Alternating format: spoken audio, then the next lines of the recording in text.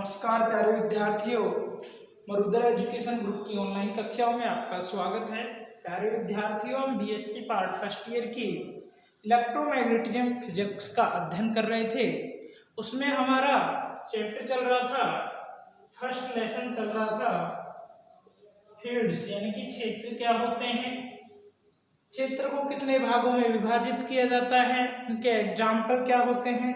उसके बाद हमने पढ़ा था कि अदिश क्षेत्र की जो प्रवणता होती है वो क्या होती है।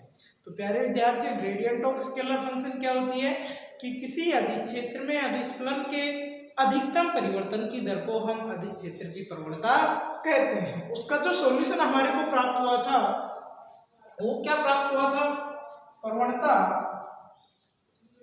फाई इक्वल टू क्या लिख सकते हैं। सबसे पहली बात तो क्या लिख सकते हैं, ग्रेडियंट फाई। फाई क्या है यार, कोई फलन है, माना अदिश फलन है।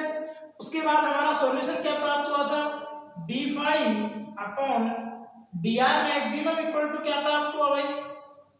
ये चीजें हम पढ़ चुके हैं, ये चीजें हमने पहले की क्लास में पढ़ चुके हैं। तो d phi upon d r maximum क्या प्राप्त हुआ था, d phi upon d n. ये तो हमारी प्रवणता प्राप्त हो गई थी। उसके बाद हमने कार्तीय निर्देशांकों के रूप में अदिश क्षेत्र की प्रवणता का अध्ययन किया था। तो डियर स्टूडेंट्स, वो हमने लास्ट क्लास में भी निकाली है कि उसमें क्या किया था। सबसे पहले हमने कोई फलन फाई माना, क्या माना था, फाई। उसके निर्देशांक एक्स वाई जेड माने थे, यही माने थे, है ना। तो अब इसका सॉल्यूशन हमने डायरेक्ट लिखा था, इसका सॉल्यूशन हमने पूर्ण अवकलज के रूप में डायरेक्ट लिखा था। क्या लिखा था, del phi upon del x dot d x plus del phi upon del y dot d Y plus del phi upon del z dot d z. किसके बराबर लिखा था हमने, डी फाई के इक्विवेलेंट लिखा था। इसका ये जो समीकरण होती है पार्शियल डेरिवेटिव से प्राप्त होती है, हमारे आंशिक अवकलज से प्राप्त होती है। तो हमने इसका डायरेक्ट संपूर्ण अवकलज लिखा था कि डी फाई इक्वल टू ये होता है। अब इसको हमने दो भागों में डिवाइड किया था, कार्तीय निर्देशांक यानी कि जो आई जी के डायरेक्शन के रूप में, कि इसको हम ऐसा भी लिख सकते हैं। ऐसा ही लिखा था ना कि इसको किस रूप में, दो रूपों में लिखा था, यानी कि कहने मतलब डॉट रूप में। जैसे इसको लिखा था हमने I del upon del X, I को हम कॉमन लेके बाहर भी लिख सकते हैं, J del upon del Y plus K del upon del dot phi, ये लिखा था। इसके रूप में डॉट यानी कि I D x plus J D Y plus K D J, ये लिखा था। इसका कहने का मतलब क्या है, जब इसका डॉट गुणन हम करेंगे तो हमारे को ये सॉल्यूशन प्राप्त होता है। यहां तक कल स्टडी की थी। तो हमारा जो सॉल्यूशन हमारे को प्राप्त हुआ था वो प्राप्त हुआ था gradient phi equal to del phi. This is very important formula. अब इसमें जो डेल फाई है, डेल ऑपरेटर है या अवकलज संकारक कहलाता है। डेल ऑपरेटर क्या कहलाता है, अवकलज संकारक। ये बात थी, ठीक। और डेल फाई इक्वल टू क्या होगी equation, del phi equal to ये इक्वेशन होगा, यहां तक पढ़ा था हमने। तो ये जो समीकरण थी ये क्या थी, कार्तीय निर्देशांकों के रूप में अदिश क्षेत्र की प्रवणता। प्यारे विद्यार्थियों, यहां तक हमने कल लास्ट क्लास में अध्ययन किया था। आज हम अध्ययन करेंगे line integral of vector field, यानी कि अदिश क्षेत्र का रेखा समाकल। इसका अदिश क्षेत्र का रेखा समाकल। तो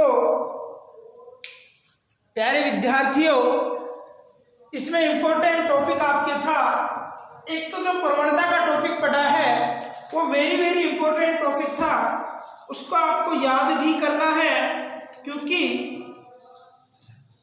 वो आपके छोटे क्वेश्चन में जो एग्जाम में आता है, वो 1.5 नंबर का जो आपका क्वेश्चन होता है उसमें पूछ ले जाता है कि अदिश क्षेत्र की प्रवणता को परिभाषित कीजिए। ठीक है,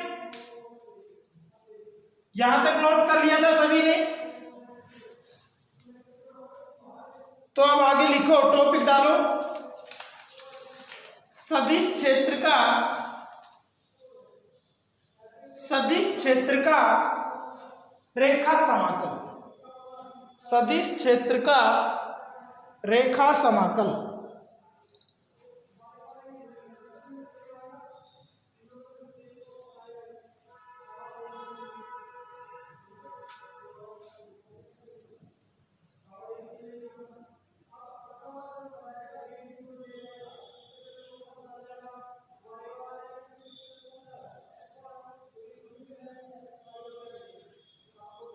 ठीक है, सदिश क्षेत्र का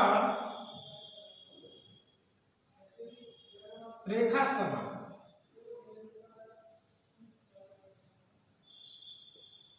इसके भौतिक महत्व के बारे में भी हम अध्ययन करेंगे। इसका अध्ययन करने के लिए हम माना किसी सदिश क्षेत्र में दो बिंदु लेते हैं। क्या लेते हैं? दो बिंदु लेते हैं। माना वो बिंदु P और Q है। माना वो बिंदु कौन कौन से हैं? P और Q। P से Q तक के माना हम दो बिंदु लेते हैं। ये बिंदु P हो गया, ये बिंदु Q हो गया। ये क्या हो गया? एक पथ है भाई। ये क्या है? एक पथ है। अब इसमें कहा जाता है कि माना किसी सदिश क्षेत्र में कोई बिंदु P व Q है, इन बिंदु यानी कि P से Q तक के संपूर्ण पथ को, इसको कंप्लीट जो पाथ है उसको विभिन्न अल्पांशों जैसे dr1, dr2 लंबाइयों के विभिन्न विस्थापन अल्पांशों में बांटते हैं। यानी कि इसको विभिन्न विस्थापन अल्पांशों में बांट दिया। dr1 vector, dr2 vector, dr3 vector. ठीक है। उसके बाद में ये विस्थापन बहुत कम होने के कारण, लेकिन लघु होने के कारण इन्हें हम सरल रेखीय मान सकते हैं। क्या मान सकते हैं? सरल रेखीय। और इन अल्पांशों पर, इस पे इन अल्पांशों पर सदिश क्षेत्र का मान क्रम से a1, a2, a3 हो। तो यानी कैसे हो रहा है?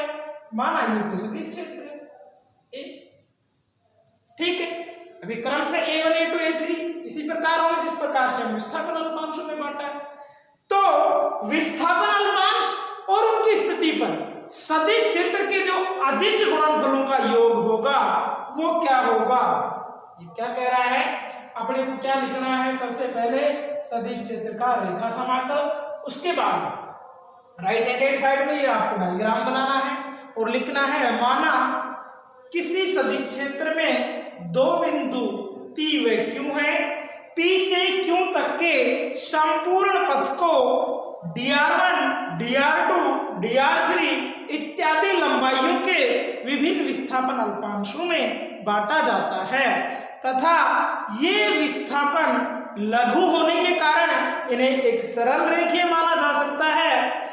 इसके बाद में पैराग्राफ चेंज करोगे और लिखोगे इन अल्पांशों पर सदिश क्षेत्र के मान क्रम से a1, a2, a3 इत्यादि हो। तो विस्थापन अल्पांश व उनकी स्थिति पर सदिश क्षेत्रों के अदिश गुणनफलों का योग क्या होगा? वो होगा W बराबर a1 dot dr1 plus a2 dot dr2 plus a3 dot dr3 dash dash dash. क्या लिखेंगे? माना किसी सदिश क्षेत्र में कोई दो बिंदु P व Q है, P से Q तक के संपूर्ण पथ को, P से Q तक के संपूर्ण पथ को dr1, dr2, dr3, dr1, dr2, dr3 इत्यादि लंबाइयों के किसमें? विभिन्न विस्थापन अल्पांशों में, विभिन्न विस्थापन अल्पांशों में बांटते हैं।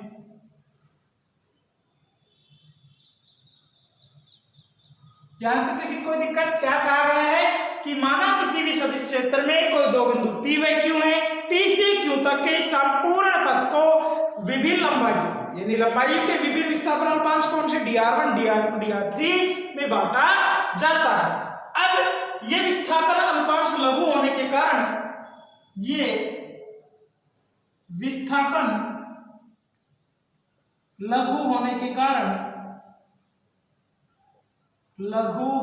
कारण इन्हें सरल रेखीय माना जा सकता है। सरल रेखीय माना जा सकता है। ठीक है, इसके बाद में क्या कहा कि इन विस्थापन अल्पांशों पर या इन अल्पांशों पर सदिश क्षेत्र के मान, इन अल्पांशों पर सदिश क्षेत्र का मान क्रमशः क्या होगा? A1 A2 A3 इत्यादि हो तो विस्थापन अल्पांशों इत्यादि हो तो विस्थापन अल्पांशों और विस्थापन अल्पांशों और उनकी स्थिति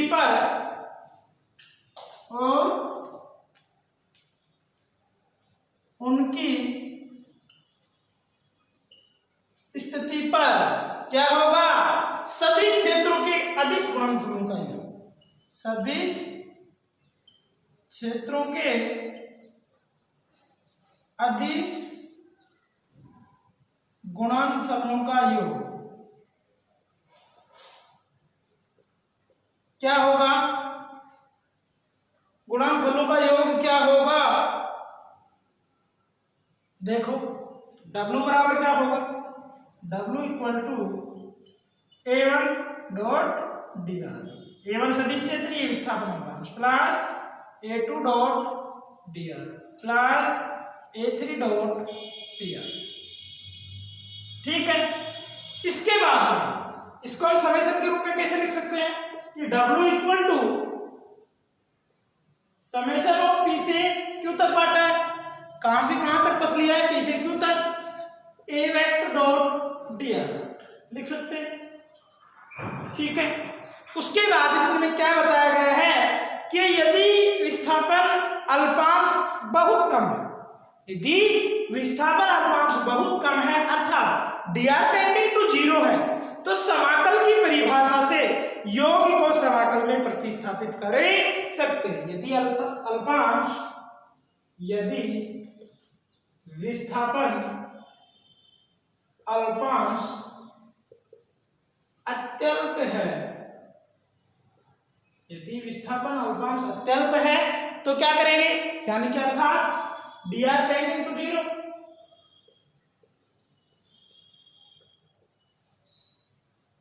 तो समाकल की परिभाषा से, तो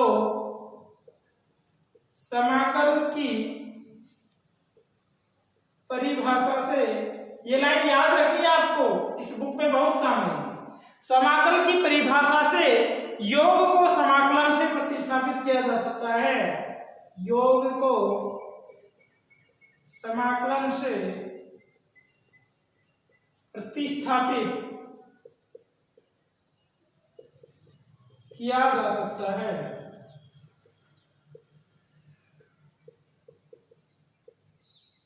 यानी कि W बराबर क्या हो जाएगा?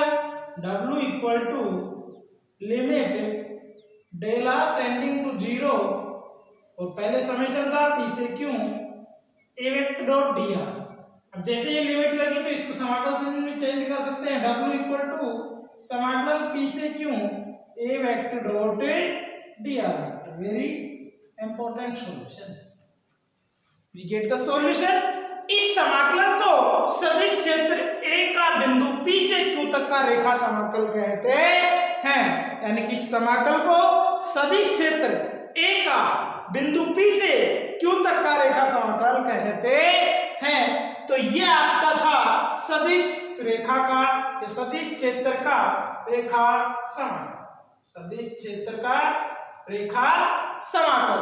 तो प्यारे विद्यार्थियों, दोबारा से एक बार रिवाइज करवा देता हूं। इसमें दो बिंदु लेते हैं, दोनों बिंदु के संपूर्ण जो पथ है, संपूर्ण पथ को अल्पांशों में विभाजित करते हैं। लंबाइयों के जो विस्थापन अल्पांश है उनमें विभाजित किया जाता है, जो dr1 dr2 dr3 है। उसके बाद ये विस्थापन लघु होने के कारण इन्हें सरल रेखीय मान सकते हैं और इन अल्पांशों पर सदिश क्षेत्र के मान क्रमशः a1 a2 a3 आदि हो तो विस्थापन अल्पांश और उनकी स्थिति पर जो सदिश क्षेत्र का मान होगा उनका अदिश गुणनफल क्या होगा, उनके अदिश गुणनफल W बराबर a1 dot dr1 plus a2 dot dr2 plus a3 dot dr3 होगा।